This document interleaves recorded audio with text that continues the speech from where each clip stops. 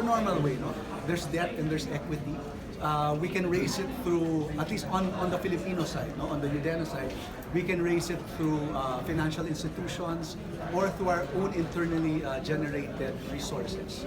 On coming up with the resources, in fact, we're not mabigat siya, but to be also candid, there are so many financial institutions, banks, both local and international, who are very interested in partnering with us. They see the potential of this business. As you know, both Smart and Globe, they earn 60 million pesos a day. So this is a lucrative business, and naturally, with this type of opportunity, I think finding resources to fund this enterprise will not be that difficult. And then pwede rin kayo umutang with China Telecom, sir? Yes, there's no prohibition on that.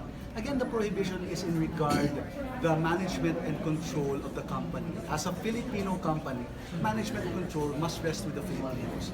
But in terms of whether or not one shareholder wants to extend a loan to another, that is practiced and it's a common practice among companies. And then Udenna, sir, was on a buying spree for the past couple of years. And then marami na rin pong utang.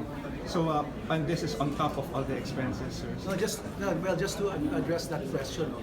First, on the buying spree, I think we have to take maybe 2 decades back to see that the growth of the Udenna Group, it actually happened about 15-20 years ago when we first built up our petroleum business and had our first IPO.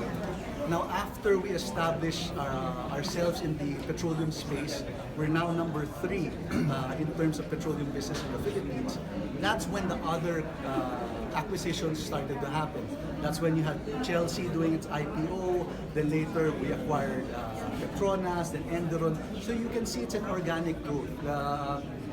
And when you talk about organic growth, there's revenue behind that.